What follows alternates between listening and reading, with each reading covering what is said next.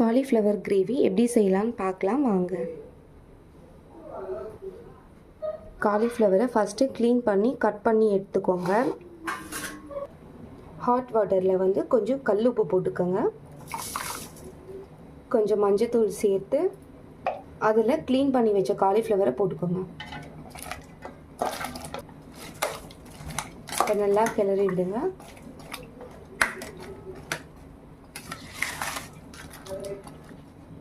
தேவையான அளவு தக்காளி, வெங்காயம், இஞ்சி பூண்டு பேஸ்ட்டு, அரை மூடி தேங்காய், பச்சை மிளகாய், கருவேப்பிலை, கொத்தமல்லி, கூடவே சோம்பு கொஞ்சம் தேவையான அளவு எடுத்துக்கோங்க. அரை மூடி தேங்காய், ஒரு பச்சை மிளகாய், கொஞ்சம் சோம்பு சேர்த்து அரைச்சிக்கோங்க. இந்த மாதிரி அரைச்சி எடுத்துக்கோங்க. 7 சின்ன தக்காளி எடுத்துருந்தோம்ல, அதில் 2 தக்காளி இந்த மாதிரி அரைச்சி எடுத்துக்கோங்க. அப்போ தான் கிரேவி நல்லா திக்னஸாக இருக்கும். தேவையான அளவு எண்ணெய் ஊற்றிக்கோங்க. எண்ணெய் காஞ்சதும் தேவையான அளவு கடுகு சேர்த்துட்டு கருவேப்பிலையும் ஆட் பண்ணிக்கோங்க. வெங்காயம் இது கூட ஆட் பண்ணிக்கோங்க.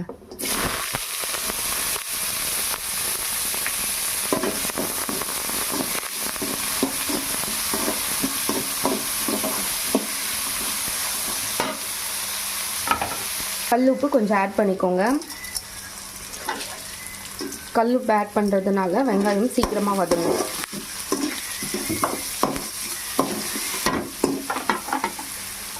இந்த ஸ்டேஜில் இஞ்சி பூண்டு பேஸ்ட் ஆட் பண்ணிக்கோங்க.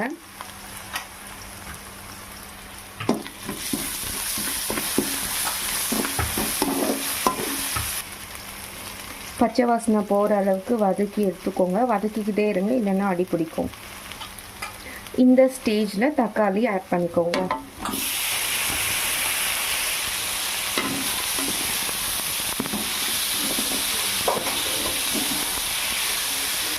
இது கூட அரைச்சி வச்ச தக்காளி பேஸ்ட்டை ஆட் பண்ணிக்கோங்க.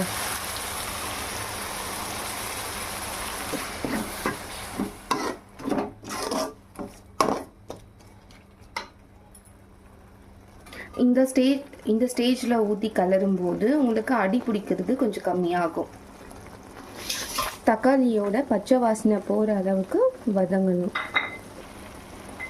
கிளறி விட்டுட்டே இருங்க. இந்த ஸ்டேஜில் 2 ஸ்பூன் மிளகாத்தூள் போட்டுக்கோங்க.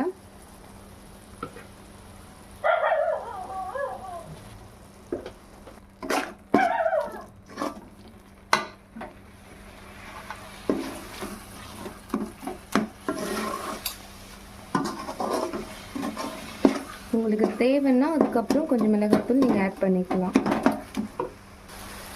மிளகாத்தூள் ஆட் பண்ண ஃபியூ மினிட்ஸில் நீங்கள் வேக வச்சு காலிஃப்ளவரையும் இது கூட ஆட் பண்ணிக்கோங்க.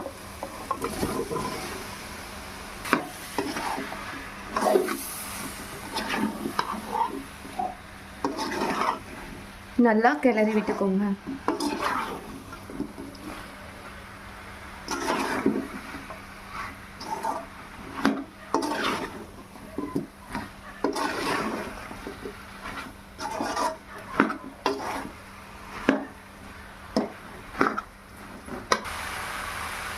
இப்போ தேவையான அளவு தண்ணி சேர்த்துக்கோங்க.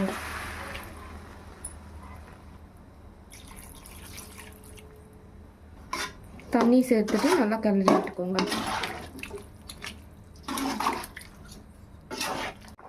நல்லா கொதிச்சதுக்கு அப்புறம் அரைச்சி வச்ச தேங்காய் பேஸ்ட்டை ஆட் பண்ணிக்கோங்க.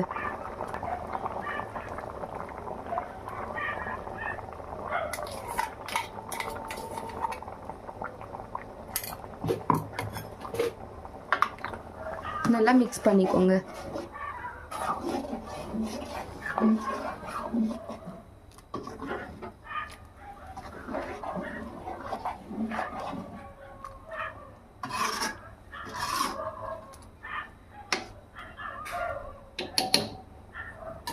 கிரேவி எடுக்கிறதுக்கு ஒரு 5 மினிட்ஸ்க்கு முன்னாடி தான் இந்த தேங்காய் பேஸ்ட்டை ஆட் பண்ணணும்.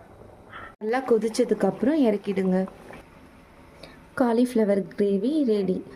நெக்ஸ்ட் வீடியோவில் பார்க்கலாம். இந்த வீடியோ உங்களுக்கு பிடிச்சிருந்தா சப்ஸ்கிரைப் பண்ணுங்கள்.